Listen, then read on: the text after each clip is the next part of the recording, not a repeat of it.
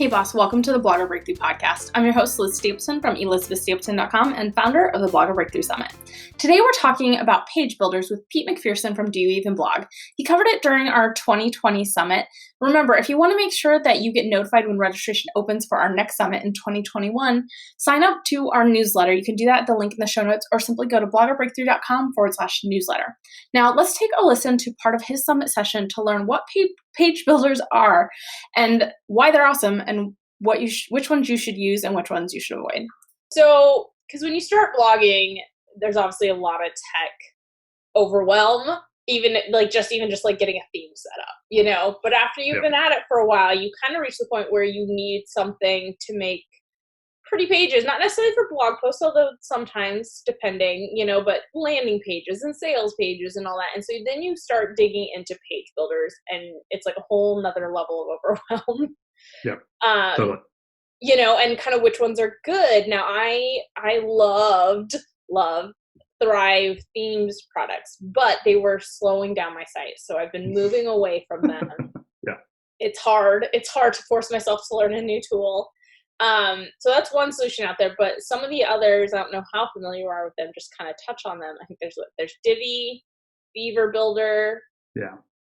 And then Elementor. I think those are like the main ones. Mm-hmm. So any thoughts on those before we dive Yes, into favorite? Absolutely. So before we talk about anything specific, I want to tell people what Elementor is and what it is not. Think of like a knife, like you have a nice kitchen knife and it's like a chef's knife. It's a really great knife. It's for a very specific thing, but I would not use it to be able to screw in something into a socket or screws, or it's not a hammer. It is a knife. Elementor is more like one of those like sweet Swiss Army knives where you open it up and all the little prongs come out. You can use it for your theme. You can use it for a landing page or a sales page. You can use it for just a new header across your site. You can use it for just one widget in a blog post or on the sidebar or here or there or anywhere. It doesn't matter. It is like a Swiss Army knife. But the good news is you only have to learn how to use the software Elementor like once. And it is a little tricky. It's not super beginner friendly. But once you learn that. I mean, I'm not a beginner. I tried using it last week. I was like, I can't get it to look how I want. There is that learning curve, Yeah. Totally. But once you have that, oh man, you realize it is so versatile and powerful. You can use it for a bunch of different stuff. So Beaver Builder, I haven't used it in over 2 years now.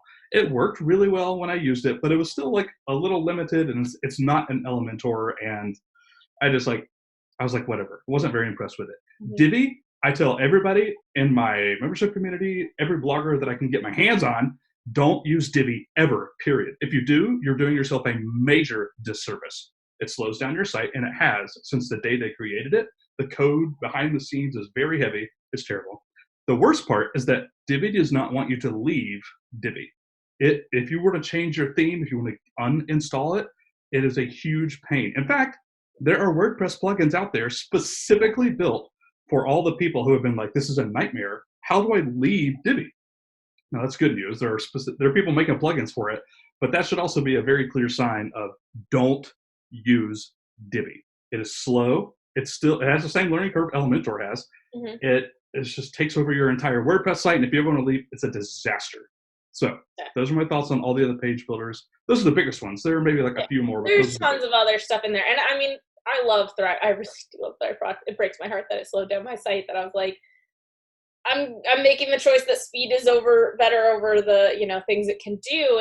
And so then I asked Grayson, who's another speaker at the summit, I was like, what do you recommend? Because he is like a WordPress guru, right? And he helps people fix sites and stuff. Yeah. He was like Elementor or Beaver Builder in terms of like weighing down your site. And I was like, totally. Okay, Elementor. I agree with them 100%. Looking at it. And the great thing about Elementor is it's free. I mean, there is a paid version, a pro version that comes with more stuff, but there's free. So kind of if you want to kind of dive into sort of I don't know if you use the free or paid version, sort of. Paid. Totally okay. Paid. Okay. But can you get by with just the free version for? I would argue no. Yes, you can still use it, but so many of the different elements, think of it like widgets, like the different elements are pro only. And it's not like it's $50 a month or $30 a month. It's $50 a year. which is just ludicrously affordable. You go look at other plugins like a membership site plugin or something like that. They're all like $250 a year, $350 a year. Like you get up there, $50 a year is a steal for what the plugin is.